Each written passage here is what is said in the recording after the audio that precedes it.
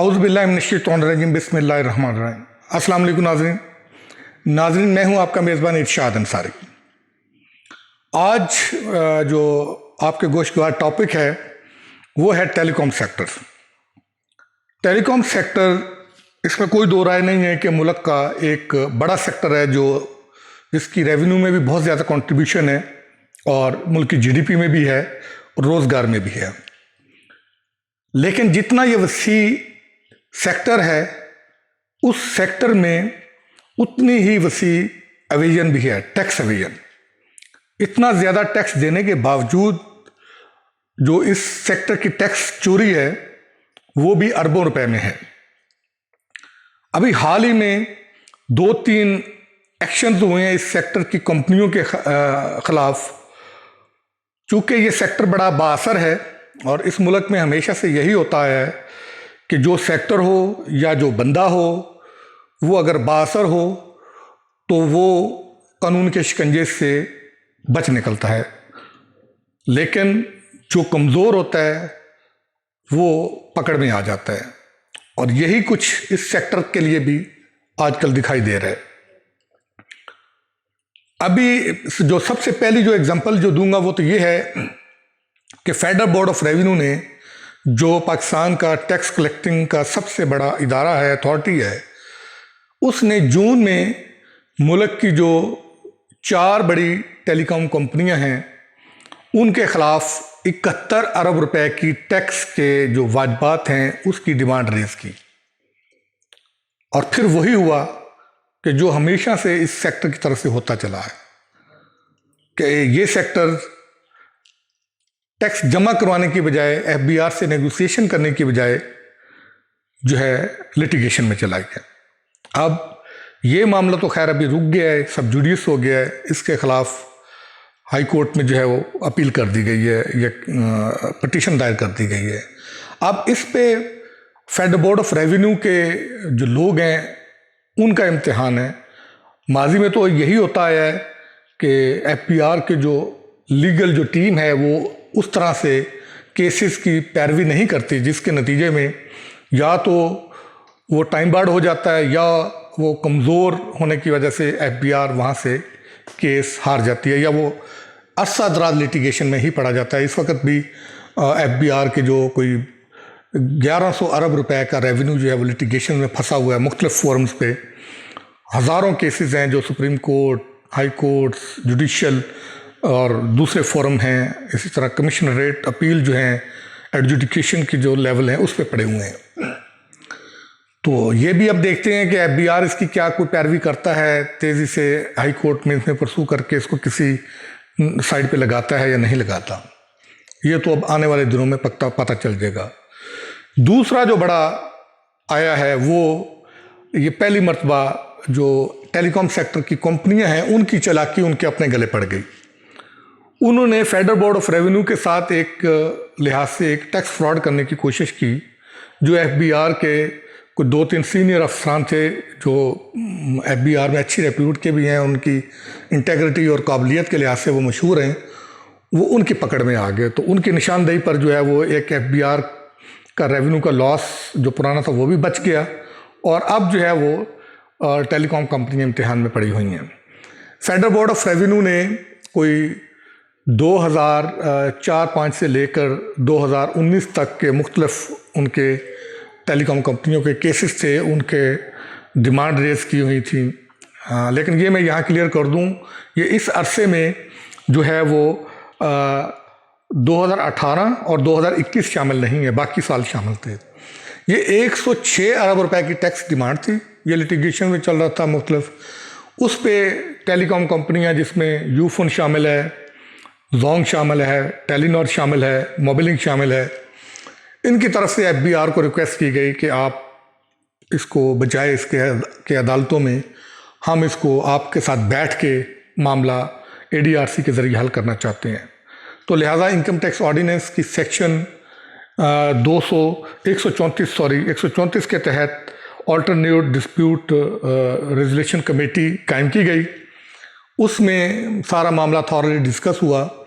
तो एफबीआर ने जो गैर ज़रूरी क्लेम्स थे वो सारी चीज़ें ख़त्म करके तो जो टेलीकॉम कंपनियों के साथ तय पाया वो 8.5 अरब रुपया तय पाया कि टेलीकॉम कंपनियां 8.5 अरब रुपए ये जमा करवा दें तो फेडरल बोर्ड ऑफ रेवेन्यू इनके खिलाफ तमाम केसेस जो है विड्रॉ कर लेगा और मामला सेटल हो जाएगा। यहाँ पे यूफोन, मोबिलिंक, टेलीनॉर और जोंग ने चालाकी दिखाई। उसने 8.5 अरब रुपए तो जमा करवा दिए, लेकिन 8.5 अरब रुपए उन्होंने ये एडीआरसी में जो फैसला हुआ था इस फैसले के अगेंस्ट जमा नहीं करवाए। इन कंपनियों के जिम्मे एक पिछले वाजबात जो है वो 25 अरब रुपए के चल रहे थे काफ़ी देर से, वो एफबीआर उन पे दबाव डाल रहा था तो वो जमा नहीं करवा रहे थे, उसमें भी उनके खिलाफ गहरा तंग हो रहा था। तो कंपनियों ने एक तीर से दो निशाने करने की कोशिश की। उन्होंने ये 8.5 अरब रुपए इस एडीआरसी के फैसले के अगेंस्ट जमा करवाने के बजाय जो 25 अरब रुपए पुराने थे वाजबात उसके अगेंस्ट जमा करवा दिए, ताकि इधर से एडीआरसी का मामला भी खत्म हो जाए, उधर से 25 अरब के मामला जो चल रहे हैं उनको वो दिखा के तो उधर से वो भी मामला सेटल डाउन करवा लिया जाए। तो यहाँ पे एफबीआर के जो कुछ सीनियर अफसरान थे, इंटेग्रिटी भी उनकी अच्छी थी और काबिल भी थे, कानून को जानते थे, उन्होंने ये फ्रॉड पकड़ लिया। उन्होंने टेलीकॉम कंपनियों को बताया कि भाईजान कि आपने जो 8.5 अरब रुपए जमा करवाए हैं, जो ये हमारा एडीआरसी का फैसला है, जो आपकी रिक्वेस्ट पे एडीआरसी बनी है, ये तो आपने उस फैसले के अगेंस्ट जमा ही नहीं करवाए हैं। ये तो आपके पुराने वाजबात थे 25 अरब रुपए जिसके अगेंस्ट आपने जमा करवाए हैं, लिहाजा हम आपको जो है वो इसमें क्लीन चिट नहीं दे सकते, क्लियरेंस नहीं दे सकते। तो वो एफबीआर ने उसके ऑर्डर पास कर दिया, उनको बता दिया। अब टेलीकॉम कंपनियां परेशान हैं, वो भागदौड़ कर रही हैं कि 8.5 अरब रुपए का तो रेवेन्यू तो गया खजाने में और मामला भी हल नहीं हुआ।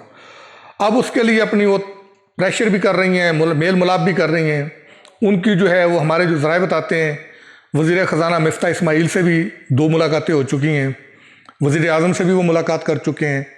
अब वो कोशिश कर रहे हैं कि किसी तरह एफबीआर को दबाव में लाया जाए कि इस मामले को सेटल किया जाए कि ये जो 8.5 अरब रुपए पिछले टैक्स के जो वाजबात हैं उनके अगेंस्ट जो जमा हो गया है उसको कंसीडर किया जाए कि ये जो एडीआरसी का फैसला है इसके अगेंस्ट कंसीडर किया जाए, जबकि कानून में ये हो नहीं सकता। कानून ये कहता है कि आपके अगेंस्ट चूंकि 25 अरब रुपए के वाजबात ऑलरेडी मौजूद थे और आपने उस मद में जमा करवा दिए हैं, लिहाजा 25 अरब में से 8.5 आपने जमा करवा दिए, बाकी जमा करवाएं और ये पैसे अलग से जमा करवाएं।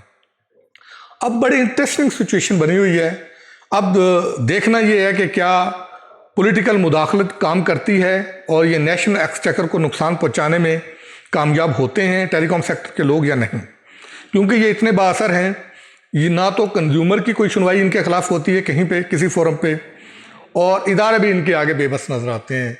और जो हमारी एफबीआर ज़राए से बात हुई है वो भी परेशान है, वो कह रहे हैं कि कानून के हाथों तो हम बंधे हुए हैं, लेकिन अब हमारे ऊपर प्रेशर है कि किसी तरीके से इसको किया जाए। अब कोई अफसर ये गैर कानूनी काम करने को तैयार नहीं हो रहा, क्योंकि जो अफसर ये करेगा अभी तो शायद उसके खिलाफ कुछ ना हो, लेकिन आने वाले वक्तों में ये केस खुलेगा और ये शिकंजा उन अफसरों के गले में फिट हो जाएगा। इन अफसरान का कहना है कि अगर वज़ीर आज़म या वज़ीर ख़जाना या कोई और हुकूमती शख्सियत या सियासी शख्सियत ये काम दबाव करना चाहती है या कुछ करना चाहती है तो वो रिटर्न हमें ऑर्डर दे, ताकि कल को अगर ये स्कैंडल सामने आए, नैब मुतहरक हो, FIA मुतहरक हो, तो फिर बजाय इसके कि उन अफसरों को बलि चढ़ाया जाए तो ये बराह रास्त उन सियासी और हुकूमती शख्सियात के ख़िलाफ़ जो है वो ये केस बने, ताकि पता हो कि ये किसके कहने पे ये काम हुआ है। और इसके साथ साथ बड़ी इंटरेस्टिंग सिचुएशन ये बनी है कि हुकूमत ने जो फाइनेंस एक्ट है उसके ज़रिए इनकम टैक्स ऑर्डिनेंस की जो सेक्शन मुतलका है 109 उसको भी अमेंड कर दिया है। अब उस सेक्शन में ये कर दिया है कि जो हमारे डबल टैक्सेशन के एग्रीमेंट्स हैं जो मुख्तलिफ ममालिक के साथ हुए हैं, अवॉइडेंस ऑफ डबल टैक्सेशन के, उनमें जो कोई जो उस टैक्स के तहत पाकिस्तान में कोई रियायत या छूट का हकदार है, तो वो अगर किसी टैक्स फ्रॉड में पाया जाता है तो उस सूरत में वो उस छूट और रियायत के हक से इस्तिफादा हासिल नहीं कर पाएगा। अब इस केस में थोड़ा सा ये भी मामला आ रहा है कि जो टैक्स फ्रॉड हुआ है उसमें एक कंपनी है हवावे, उसका भी नाम आ रहा है। उसने भी बड़ा टेक्निकल फ्रॉड किया है कि वो यहाँ अगर कंपनी ने किसी ने कोई चीज़ इंस्टॉल करवानी होती है तो वो हवावे से रिजू करती है, तो हवावे फिर एक फ्रॉड का एक बनाती है कि जी वो अपनी वहाँ से जो है वो बाहर से अपनी जो पेरेंट कंपनी है उससे कहती है कि जी इंपोर्ट करना है, वो उसको इंपोर्ट शो करके तो यहाँ पे जो है वो शो कर देती है कि जी हमें अवॉइडेंस ऑफ डबल टैक्सेशन के माहदे के तहत हम एलिजिबल हैं, तो लिहाजा हमें ये जो है टैक्स छूट दीजिए। अब ये टेलीकॉम कंपनियाँ सारी बहुत कानूनी लिहाज से पेचीदा सिचुएशन में जो है वो फंस गई हैं, और साथ में एफबीआर और हुकूमती जो अहदेदार हैं जो टेलीकॉम सेक्टर की इन कंपनियों को ओबलाइज करना चाहते हैं, उनकी भी जो है वो ये आजमाइश है कि क्या वो नेशनल एक्सचेकर को बालातर रखते हैं या इन कंपनियों के दबाव में आते हैं, क्योंकि ये कंपनियां हुकूमत को दबाव में लाती हैं कि हम फिर इन्वेस्टमेंट अपनी रोक देंगे, हम वाइंड अप कर देंगे, तो हुकूमतें इनके प्रेशर में आके इनको जो इनका ड्यू जो इनको मराहत या रियायत नहीं बनती वो भी देने पे आमादा हो जाती हैं। लिहाजा ये अब हमारे इदारों का और हमारी हुकूमती जो शख्सियात हैं और हुकूमत का ख़ुद से एक बड़ा इम्तिहान होगा कि क्या कौमी ख़जाने को ये नुकसान पहुँचाते हैं या दबाव में आए बग़ैर जो पाकिस्तान की कौम का हक़ है, जो पाकिस्तान का राइट है रेवेन्यू का, वो रेवेन्यू जनरेट करते हैं और मज़ीद जो है वो जो वाजबात हैं वो भी रिकवर करते हैं।